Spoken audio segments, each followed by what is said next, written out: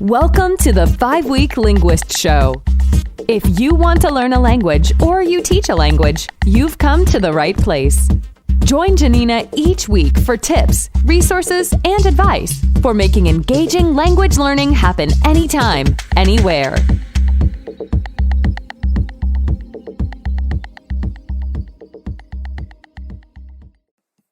Welcome to the 5-Week Linguist Show. This week I wanted to talk about Tim Ferriss.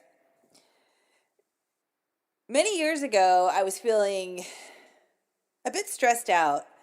I love my work. I feel really lucky to be a teacher and an author. It suits me really well.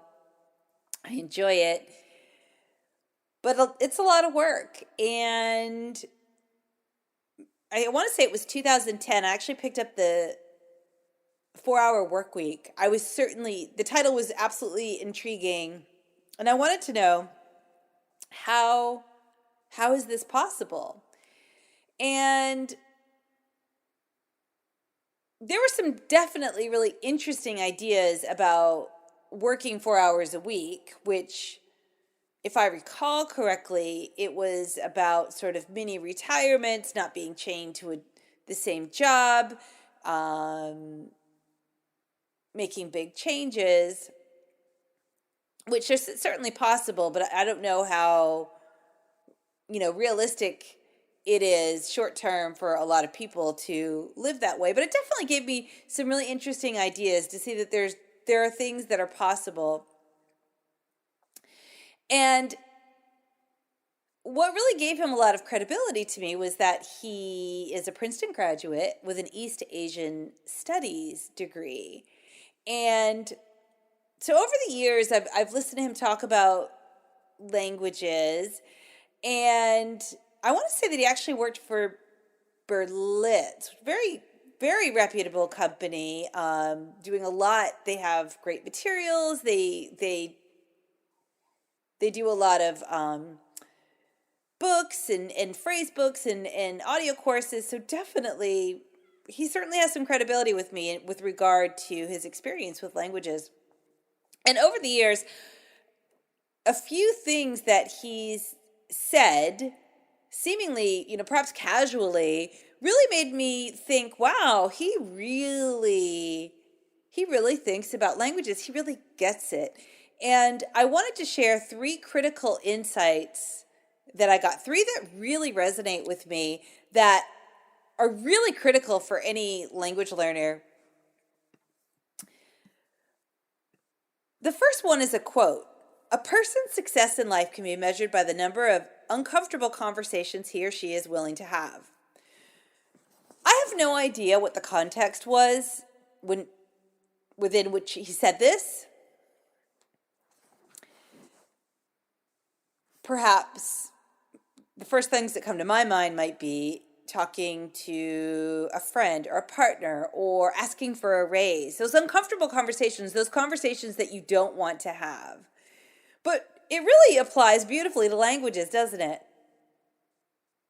You have to be willing to have conversations, and you have to be willing to be really unsuccessful at them to get to that point of being successful.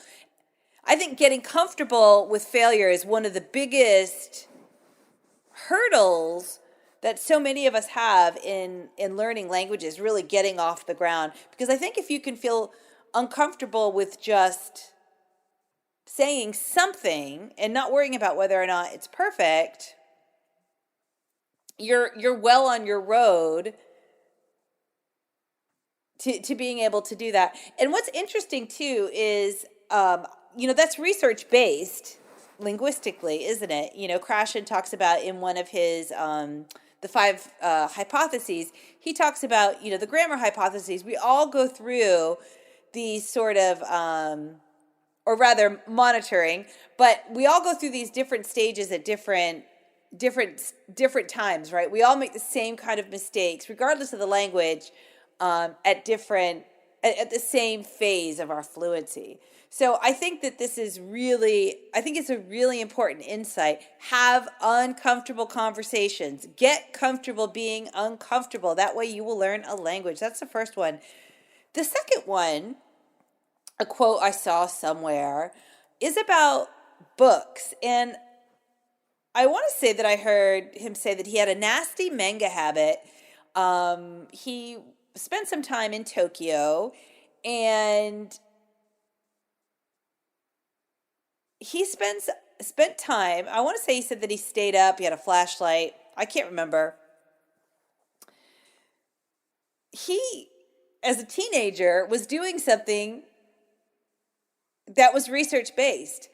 Dr. Stephen Krashen, SLA researcher, he did a study of two hyperpolyglots, and I can't even tell you how many they both or each speak. One of them was a Hungarian man, Lom Kato, and he had never lived outside of Budapest, and he spoke, I don't even want to say because I think I'll get it wrong. It was at least 10 languages. And the other one is the Linguist, Steve Kaufman, amazing guy. This man, this Hungarian man, did all his pleasure reading in different languages. When you can read, you can learn anything. And so while Tim Ferriss, as an Ivy League graduate, has certainly read a lot of books, reading for pleasure is powerful. Reading things that you enjoy, reading things that you're not going to be able to get enough of. Read graphic novels, read manga, read magazines, read blogs, read your horoscope. It is a fantastic lesson. So this young Tim Ferriss was applying Stephen Krashen's research before surely he knew what it was. And the last one is games. So I've been fascinated with games for many years, games and learning. And it started off as something really quite selfish. I was a young language teacher. I knew that, my content could be a bit heavy at times. And I really enjoyed it. I studied 2 languages through high school, and I really loved it. I didn't mind doing the verbs. I didn't mind grammar. I didn't mind the book exercises. I enjoyed it. But a lot of people don't. And to really bring all that content, all those black and white words to life, games are crucial. Play lots and lots of games. So over the years, I've read about some researchers on play. And while I don't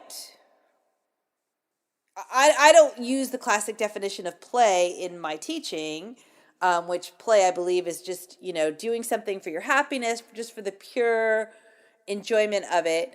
And classes are structured. They need to be to produce those outcomes, but about getting a lot of games and fun things into your life. The fun bits could be just the, pure pleasure reading like Tim Ferriss was doing. But it could be, it's got to be something that's really personal to you.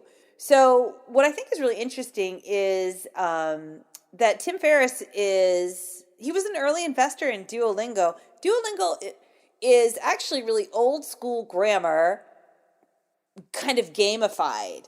And people love it. I've done it. I think it's really interesting. I don't love, I don't love that it's necessarily focused on translations and on sentences that you wouldn't be saying for a long time. You really need that survival language. I'm a real believer in that. But it's gotten so robust. They've added chatbots and stories and all kinds of interesting things. And I'm really, really, really, really impressed. But think about play, right? Think about games and play, pleasure with language learning. So think about music. Think about art classes and movies and binge watching TV. Think about doing things you enjoy. The games, a lot of us language teachers, we're huge into the games because it keeps everybody interested and just makes something that's not so easy a lot more fun. And I think that it's really underrated, the value of play in learning, but you should put some in your life for language learning. There's some great stuff out there. I love lyrics training. I do love Duolingo. I love anything that keeps you active. Netflix for language learning. again, not a classic game, but you get the idea. Pleasure. Do 20 to 10 minutes a day, 10 or 20 minutes a day in a new language.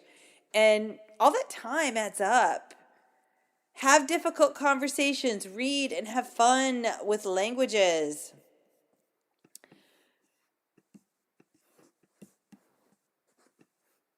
Is there anything else that you wanted us to talk about?